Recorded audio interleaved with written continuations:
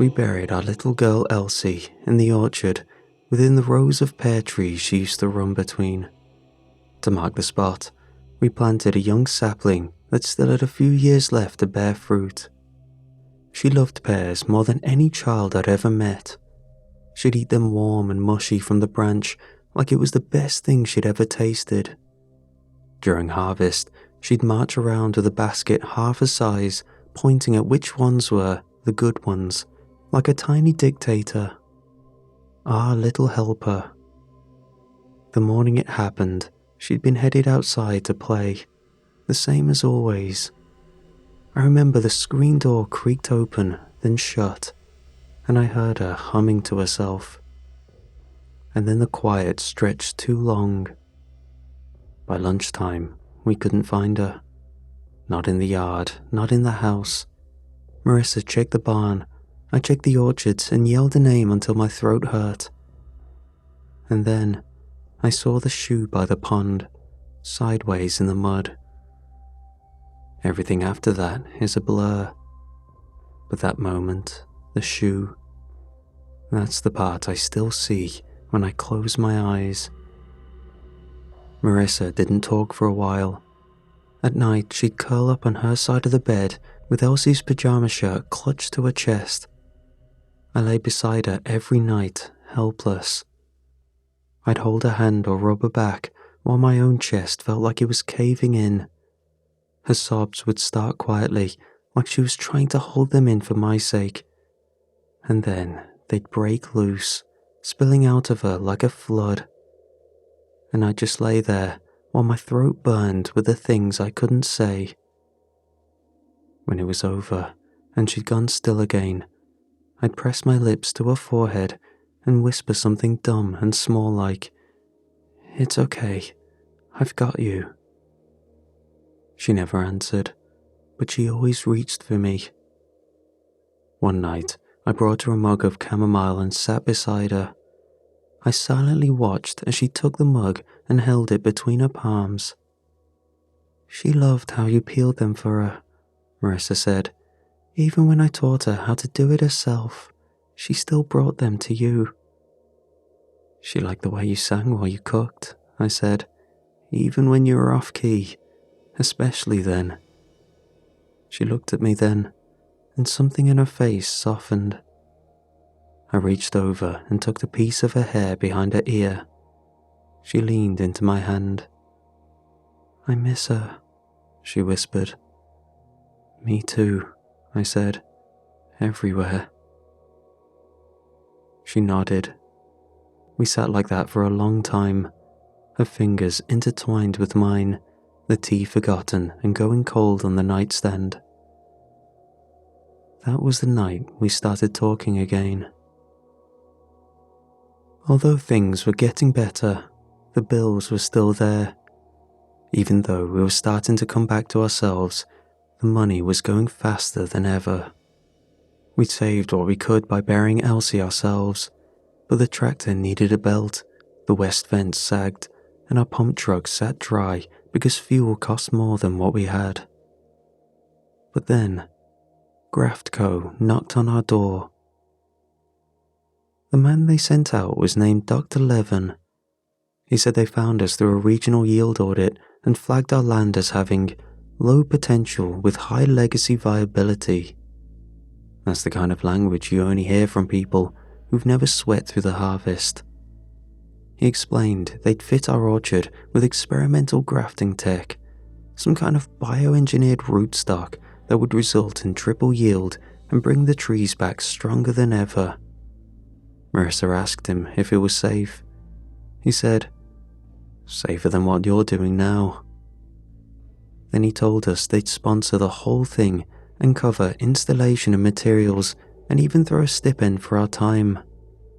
The only condition was access. They'd need to monitor everything: growth rate, soil conditions, fruit development. It sounded too good to be real.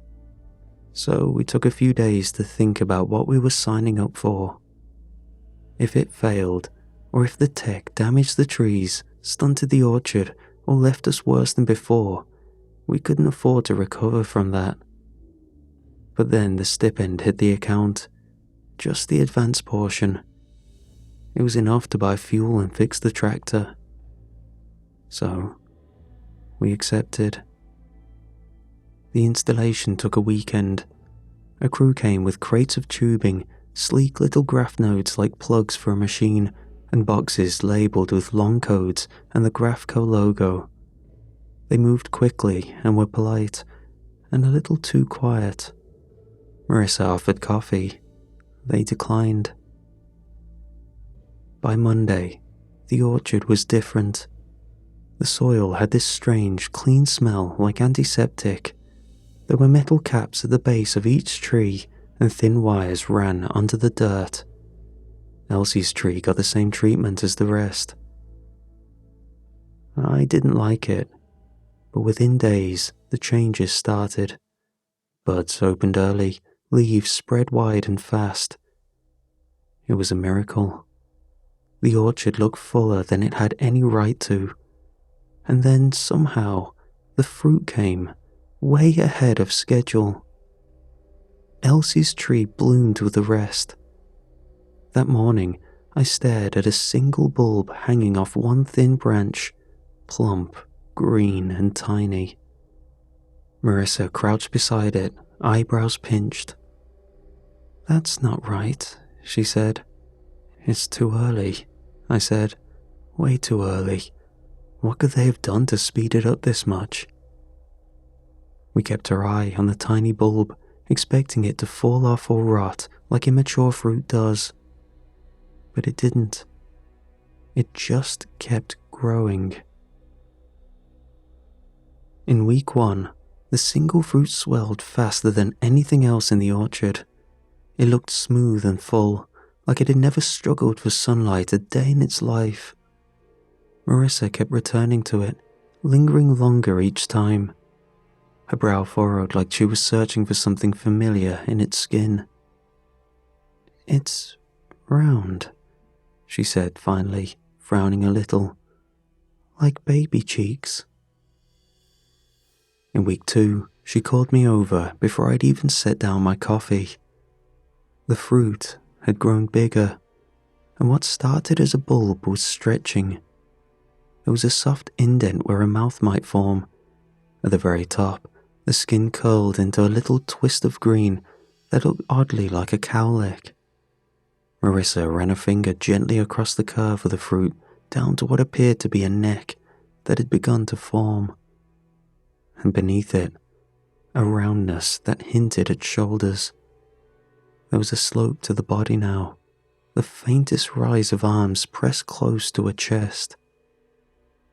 "She always had that little swirl on her temple," Marissa said quietly. "I used to smooth it down every morning, remember?" I did. I remembered how every morning, without fail, I'd hold Elsie still, and Marissa would smooth that stubborn swirl back in place with a wet thumb. I nodded, eyes still on the fruit. "Yeah," I said softly. "You'd smooth it, and she'd mess it up 5 minutes later. But it's just a coincidence."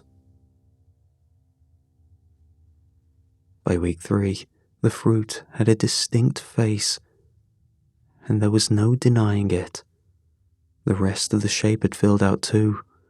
Her legs were there now, curled up beneath her in a fetal position, the toes so delicately formed they looked like they'd twitch any second, and the whole thing hung there, still and eerily peaceful, like she was just asleep.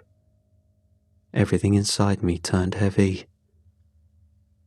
I looked at Marissa, hoping for some shared confusion, but her eyes were fixed, unblinking, as she studied the fruit like it might wake up if she waited long enough.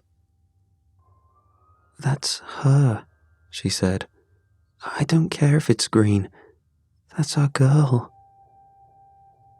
She stepped closer, fingers brushing against the chubby cheeks. "I remember when she was this little. Feels like it was just yesterday." And for a second, standing there beside her, I almost believed it too. That night, she didn't come in for dinner. I found her in the dark, sitting under the tree, cradling the fruit in both arms like a newborn. Her body curved around it protectively, swaying just slightly, murmuring lullabies. She rocked it with the same rhythm she used to rock Elsie when she was colicky, thumb brushing over the curve of the cheek like she was soothing a real child back to sleep. From then on, Marissa barely left the orchard. I'd find her under the tree with a blanket draped over her lap and a book open in her hands. She looked alive again, but something about the fruit didn't feel right. I wanted to tell her to slow down and that it wasn't normal, but the words caught in my throat every time. So I kept quiet. I watched as she treated the fruit like Elsie had returned to her. She became content and sleep without crying herself to sleep. Sometimes she'd rest her head on my shoulder like she used to, curl into me. She'd squeeze my hand under the covers and murmur good night before drifting off. There were even mornings where she'd lean over and kiss my cheek before getting up to check the fruit, a softness in her eyes I thought I'd never see again. For a while, it felt like maybe the fruit wasn't so bad. Then Grafco called to schedule a check-in. Marissa's hand shook when she hung up the phone. I knew something was wrong when she silently walked out to the orchard and sat under the tree like she was standing guard. I found her pacing in the kitchen at 3 a.m., whispering to herself and swinging shears. "They'll see her," she said. "They'll take her. They'll say it's an anomaly and cut her down." I stepped toward her, gently shook the shears from her hand and said, "Hey, look at me." She didn't. "Marissa," I said again, softer this time. "It's just the check-in. They won't take anything. We're not doing anything wrong." When she finally looked at me, I saw the fear on her face. "You don't know that. They'll see her. They'll cut her down, Paul." I held her face in both hands. I could feel her trembling. "We'll protect her.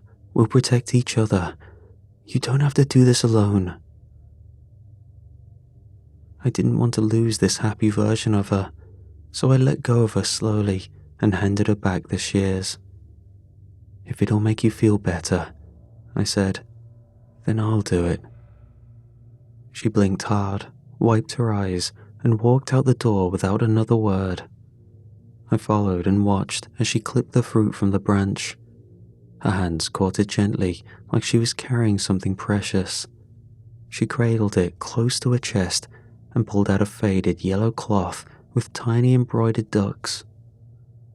It was one of Elsie's old muslins, and she swaddled the fruit with it. As she wrapped it tight, she murmured, "You're okay now. We've got you. No one's going to take you away this time. I promise." I followed her inside and watched her set it gently on the counter, still wrapped in the muslin. Her hands hovered. "Something's wrong," she said, voice tight. There was a dark spot blooming through the fabric. Marissa gasped and fumbled to unwrap it. The cloth clung to the skin like it didn't want to let go and released with a sickening tearing noise. Marissa let out a sharp breath and staggered back. It was rotting. Fast.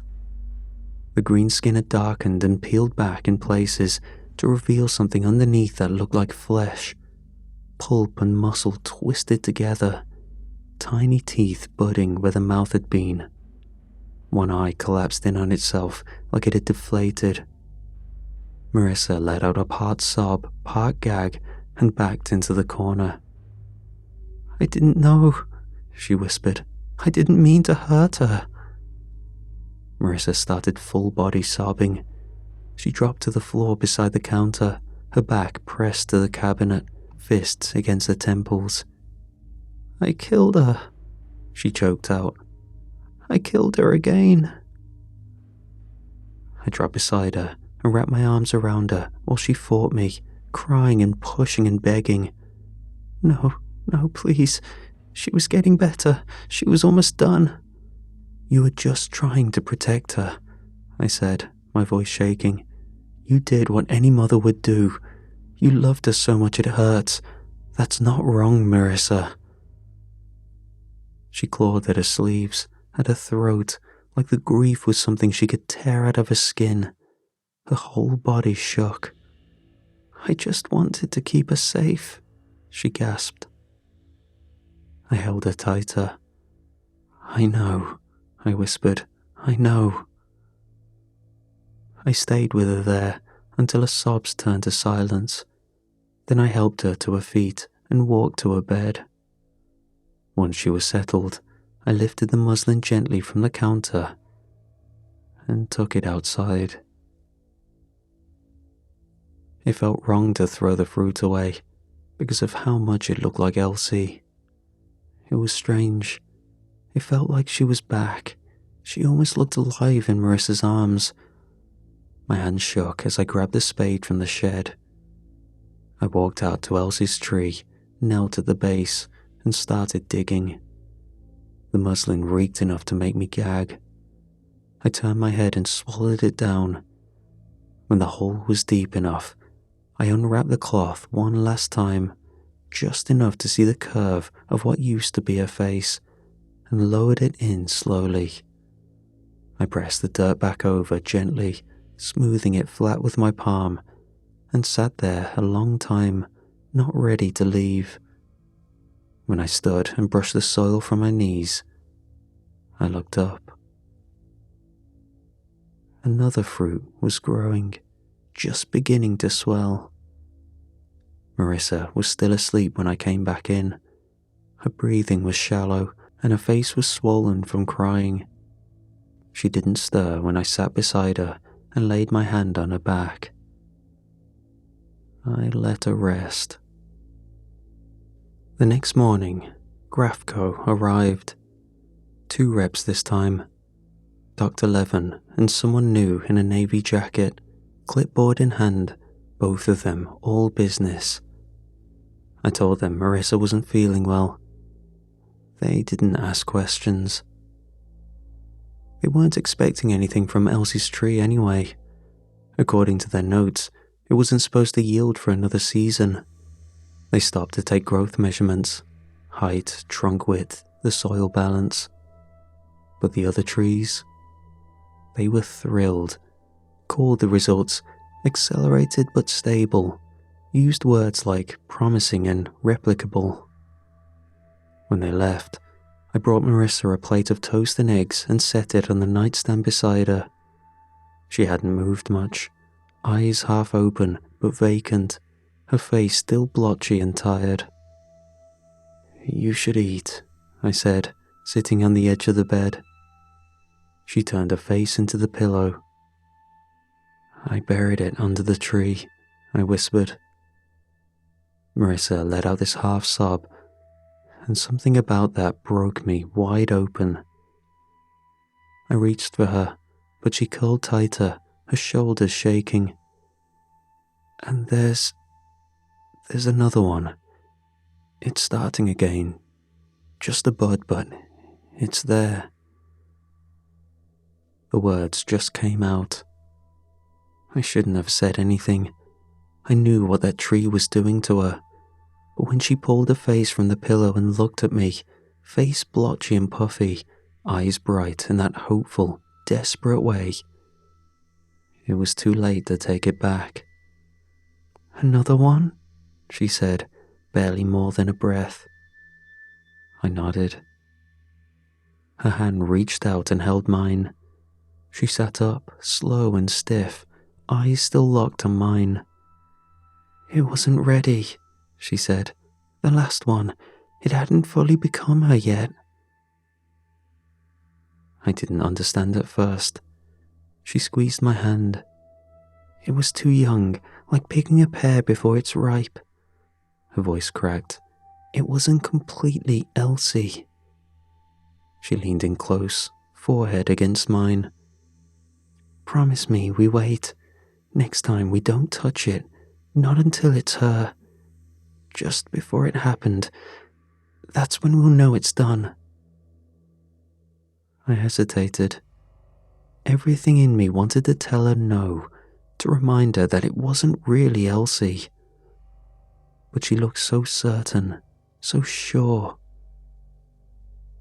So I said yes. Marissa watched the new bud every morning like a kid waiting for Christmas.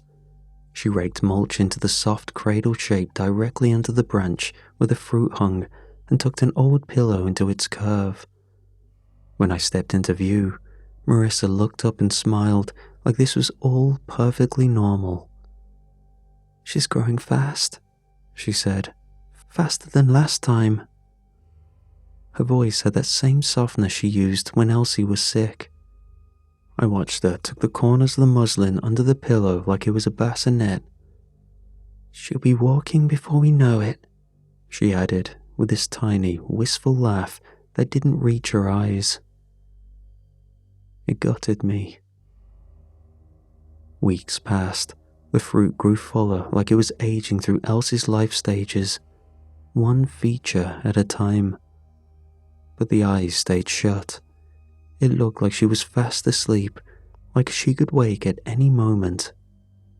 Soon, its skin flushed warm to the touch, and when I pressed my fingers to the stem, I could feel a pulse. She looked at me, then gently lifted the fruit and extended it toward me. Hold her, she said. She wants to know who you are. She misses you. I hesitated. Everything in me recoiled, but Marissa's eyes were steady, soft. So, I reached out. The moment my hands touched the fruit, something in me melted. It was warm, heavy in that way sleeping children always are, and beneath the skin, I could swear I felt the faintest flutter of a heartbeat. My arms curled around it instinctively. It felt like her, the way she sagged into me after a long day outside. It couldn't really be her, I knew that. But in that moment, it felt like holding her again. Like she'd never left. Then Graftco came back.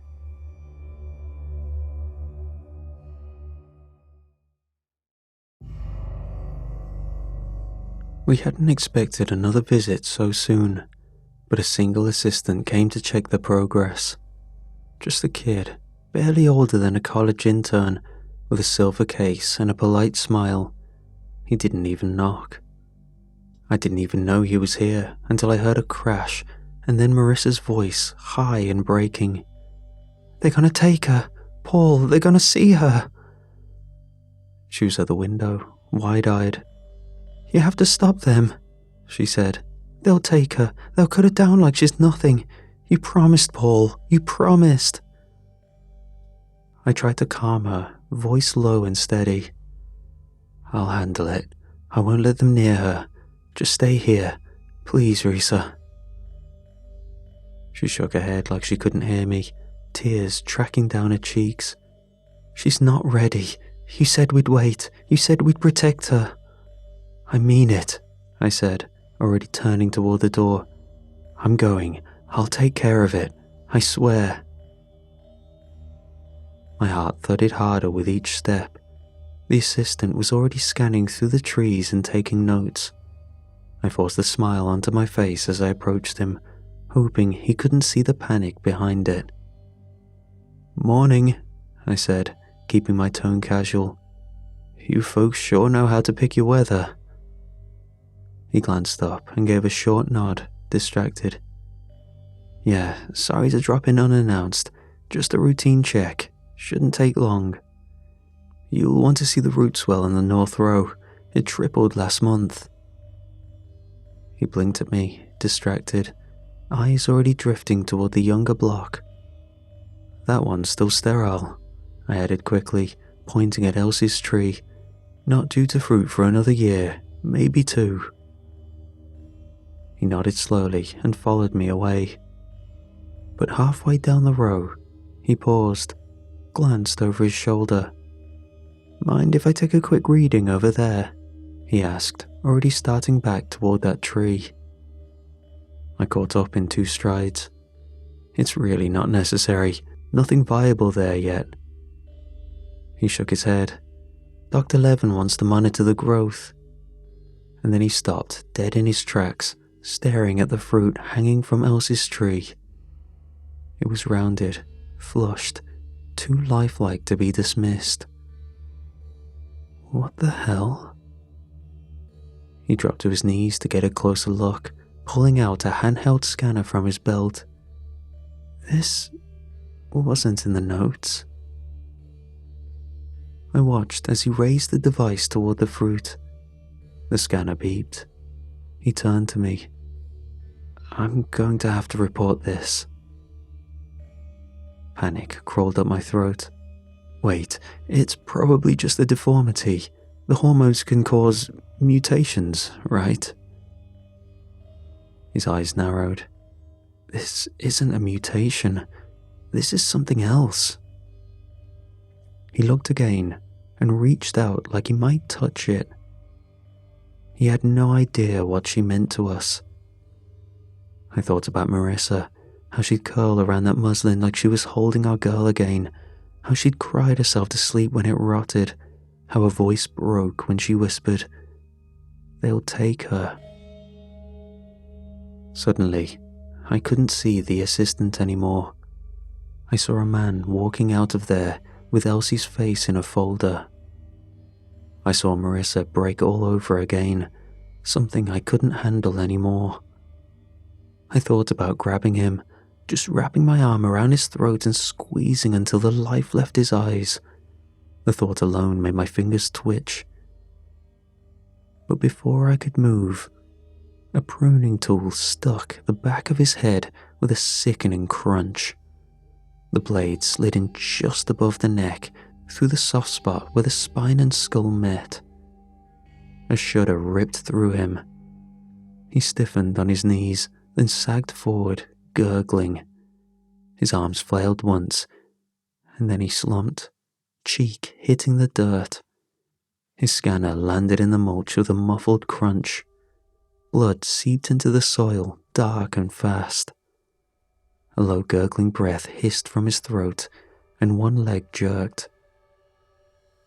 He wasn't dead. "Damn," I breathed. Marissa stepped into view behind me, her face pale and wet with sweat. The pruning tool hung limp in her hand. "He's not," I started. "I had to," she said quickly, her voice shaking. "Paul, I had to. He saw her. You saw him. He was going to take her.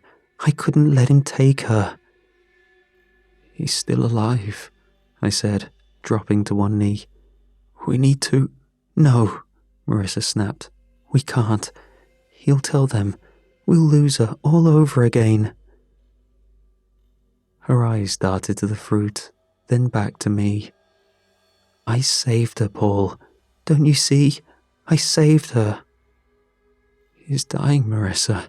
We can't just leave him." "We have to," she snapped. "You said you'd protect her."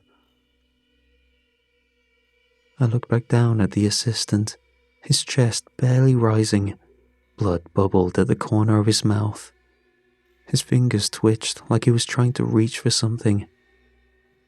I clenched my fists and squeezed my eyes shut.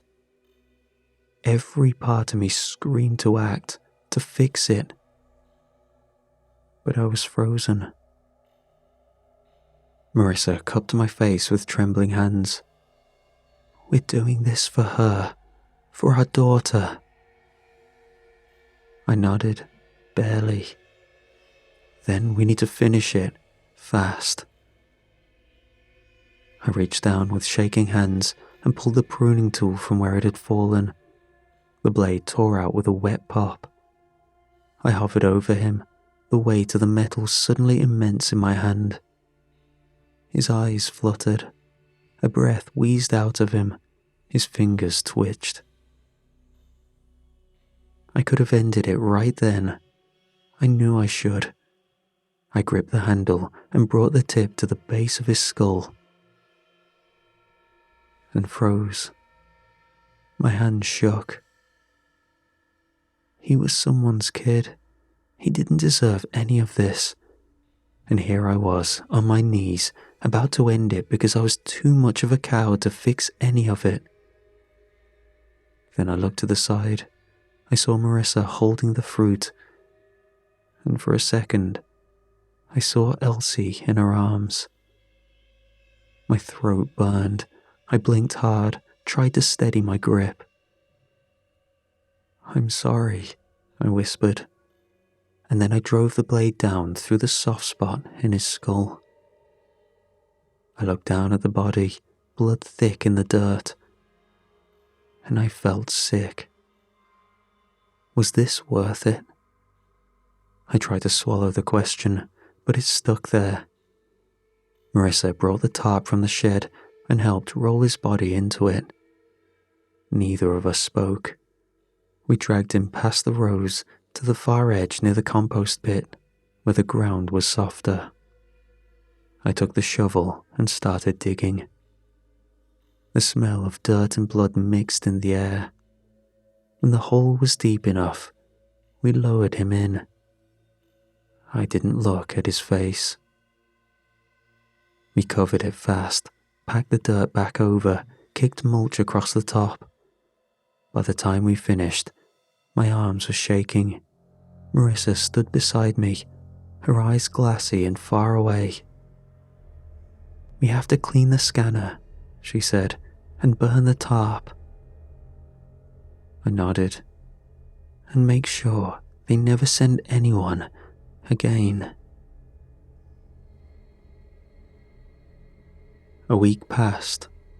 Every night I lay beside Marissa with the weight of what I'd done disturbing my thoughts.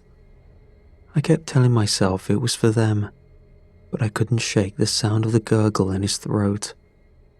I tried to picture Marissa's face when she held that fruit and tried to hold on to that, tried to believe it was worth it. The fruit had grown bigger. It was heavier now, thick around the middle and long enough to touch the ground. It curled into the mulch like it was sleeping, and it looked older now, almost the same age as Elsie had been before she died. We both started spending more time under the tree. I'd catch Marissa brushing mulch away from the fruit side or humming softly like she used to at bedtime. One morning, while I tied down a saggy branch, she looked up from where she sat, one hand resting gently on the curve of the fruit. "I think she's going to open her eyes soon," she said. I nodded slowly, unsure of how to answer. "She looks ready." Marissa smiled. "Our baby's coming back." I sat beside her. For that moment, with the smell of bark and mulch around us, and that fruit between us, it felt like it might actually be true. And then the phone rang from the house. It was Grafco, the same polite voice that had scheduled the check-ins before. "Just following up," he said. "One of our assistants had scheduled a site visit in your area. Did they make contact?" I met Marissa's eyes across the kitchen. Her grip on the coffee mug tightened. "No," I said. "No one showed." "Understood. Thank you. We'll be in touch." The line clicked dead. If that wasn't enough stress, when Marissa turned the radio on, it crackled to life with the tail end of an emergency broadcast. Heavy winds expected across the valley floor, lightning activity reported near the ridge. Residents should secure loose property and avoid open areas. Advisories are in effect until midnight. Repeat, high wind and lightning warnings issued through tonight. The sky had that bruised tone to it, too dark for the morning. "She's not ready," Marissa said quietly. "If that wind knocks her down—" "It won't," I said. "We won't let it." We grabbed what we had: twine, stakes, and spare netting from the tool shed. I carried out an old canopy from the market days, metal legs rusted, but still usable. Marissa followed me, arms full of blankets and old towels. The wind had already picked up by the time we reached the tree. The leaves shivered overhead, that warning rustle that comes before the break. So we worked fast. Marissa crouched beneath the branch, cupping the fruit with both hands like it might already be slipping away. "We should anchor it," she said. "Something soft, just in case." I nodded and wedged an old pillow beneath the branch, tying it up loosely so it cradled the stem without tugging. She wrapped the towels around it like insulation, tucking every edge. Then I pulled the canopy over and hammered stakes around the base. We stretched the mesh netting taut around the frame, leaving room for the wind to pass, but not enough to tear. "It looks like a damn tent," I muttered, stepping back. A flash of lightning lit the sky in the distance, followed by a slow roll of thunder a few seconds later. I counted out of habit, maybe 3 or 4 miles off. "We need to go inside," I said, my voice firm. Marissa refused to move. She was still crouched, one hand on the branch, the other gently cupping the base of the fruit through the canopy. "She's going to be scared alone," she said. "We can't just leave her." "Marissa, she's just a kid, Paul. She doesn't understand storms.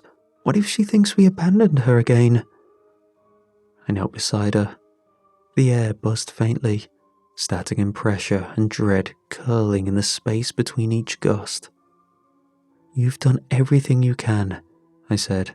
"She knows that. But if lightning strikes—" Another flash cut across the sky, this one closer. Thunder crackled overhead, and Marissa winced. I grabbed her hand. "Come on, we'll watch from the house. We'll be right there, just like when she spent the night camping in the garden. You didn't leave her then either." She hesitated. Then she nodded slowly. We ran for the house through the rising wind. Once inside, Marissa pressed herself to the window, breath fogging the glass. The next bolt of lightning struck somewhere beyond the east grove, close enough that the flash painted the entire sky white. A half-second later, the thunder crackled so hard the glass trembled in its frame. Then, a sharp smell hit, electrical and burnt. I looked past Marissa's shoulder and saw sparks flaring from one of the Graphco nodes at the base of the tree 3 rows down. "Paul," Marissa said, voice sharp. "Do you see that?" "Yeah," I breathed. The sparks caught the dry mulch fast. Flames licked up the base of the trunk. Then another node popped. Another burst. The fire jumped from one row to the next like it had been waiting. Marissa slammed a hand against the window. "No, no, no." I grabbed the fire extinguisher from under the sink. "Call 911, I barked. "Now." She didn't move. "Marissa!" She tore her eyes away from the window, fumbling for the phone. I bolted for the door, heart pounding. The air outside already thick with smoke and heat. The fire raced faster than I expected. The wind whipped through the rows, feeding the flames. The extinguisher hissed uselessly against the growing wall of orange and black. I turned and saw Marissa turning toward the tree, phone clutched in one hand, the shears glinting in the other. Her face was streaked with sweat and panic. "We have to get her," she shouted. "Marissa, no, I'm not leaving her." She dove under the canopy as flames crept closer through the underbrush. The air was thick and angry. I heard the pop of another node and the shattering snap of a branch. I ran to her. She emerged, cradling the fruit to her chest, wrapped in a blanket. I grabbed her arm and pulled her back with everything I had. We ran, ducking under limbs, smoke clawing at our lungs. We returned to the porch just after another lightning bolt split the sky. The boom of thunder hit a second later like the world was splitting. Inside, she held onto the fruit like when she carried Elsie to bed after falling asleep on the couch. Its skin glistened as if weeping, a thick, clear trail rolling down the cheek. "Is that sap?" I asked. She shook her head slowly. "She's crying. She was scared." The fruit didn't pulse anymore, but it was warm. The resemblance was more complete than before. It looked done. "Maybe she was ready," Marissa whispered.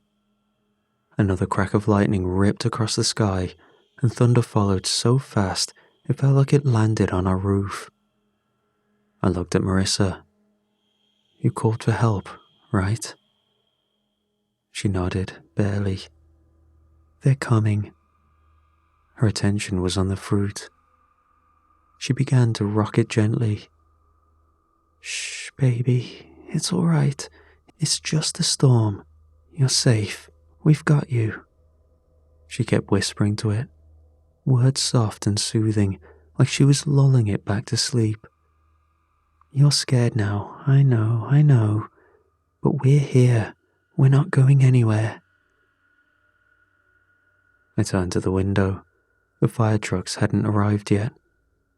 Outside, the orchard glowed with shifting orange light, the trees going one by one. Our whole life unraveled, row after row of work, memory, sweat, just gone. Years of early mornings, of pruning in frost and picking in heat, of coaxing life out of cracked earth, all of it vanishing into smoke. The trees we planted our first spring. Then, the fire had reached Elsie's tree. The canopy we'd built, meant to shield and protect, caught instantly. The netting ignited like dry paper, flames racing up the edges. The towels and blankets Marissa had so carefully wrapped became fuel. Lightning struck again, closer this time. It split a branch 2 rows over and sent a shockwave through the orchard. I watched the bark blacken and peel, with branches thrashing in the heat. Another flash lit the sky, and thunder cracked like a gunshot.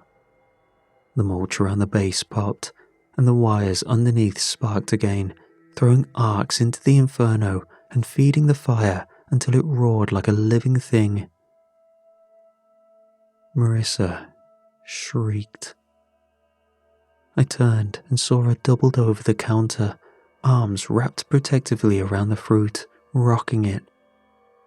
No, please, no," she whimpered. Not again. The fruit's skin had the jaw split open, wet and sudden. A thick line tore sideways through the cheek, the way overripe fruit bursts under its own weight. Inside were muscles and tendons, pink curled around the edges of the wound like fresh gum, twitching. It glistened with something slick. Marissa's hands scrambled to press the pieces back together. "No, baby, stay with me, please," she whispered, pressing her palms against the softening flesh like she could hold it in place by force. Her fingers smeared black and red residue across the muslin. "Don't go," she begged. "You're almost there. You're almost done. Please don't leave me." Then it started to cave. The jaw turned dark and blackened fully. The flesh sagged and collapsed into itself, caving inward like it was folding back into the pit it came from. Marissa tried to catch the pieces as they fell, cupping her hands beneath them, but they slid through her fingers in wet, shapeless lumps. Each chunk landed on the counter with a thick, soft splat. She shrieked again and grabbed at what was left, trying to reassemble it. I can fix it, just give her back. A vein unspooled from the center and shriveled before I could finish. What was left was scraps of soft black tissue, slick with residue. In the center lay a single seed. Marissa reached for it with shaking fingers, hands coated in the pulp of what used to be Elsie. She cupped the seed, her mouth moved, but no sound came out at first, just a quiver. Then, her lips parted. No, this isn't what was supposed to happen. We waited. She was supposed to be ready. She was almost here. She backed into the wall and slid down, curling around the seed, muttering fragments, apologies, lullabies. Her eyes were wild, darting toward the window. The storm, the fire. It scared her, she whispered. She got scared, and she left. Blue and red light flashed against the walls, strobing across the kitchen as sirens filled the air. The fire trucks pulled into the drive, wheels kicking up gravel and smoke. Boots hit the ground running, shouts rang out, water lines hissed as they unspooled. I stepped away from the window, chest heavy, the sound of the orchard crackling like coal in a furnace. I looked at the seed, still cradled in Marissa's hands, and felt something sickening in my stomach. Marissa rocked on her heels, clutching the seed tight against the chest. Her eyes were glassy, unfocused, fixed on nothing. Then she looked up at me, sudden and sharp. We need to replant it, she said. We can't let it end like this. We need to give her another chance. My throat tightened. I glanced at the seed, then at the glow of the fire. Marissa, I said carefully, we have to wait. The storm isn't done, not yet. She shook her head like she hadn't heard me. We can't wait too long. She's still out there. I can feel it. We can't leave her alone for too long. She gets scared. It took hours to fight the fire. The orchard was a patchwork of scorched trunks and blackened earth by the time the smoke cleared. What hadn't burned down was drowned. We lost nearly everything. The pears, the apples, the entire eastern block. Years of pruning, grafting, and coaxing life from bark and soil, all gone. When the trucks finally rolled out and the sky had cleared, I walked back inside. Marissa had fallen asleep on the kitchen floor, the seed still clutched to her chest. I stood over her for a long time. Then I reached down and gently pried the seed from her fingers. She stirred but didn't wake.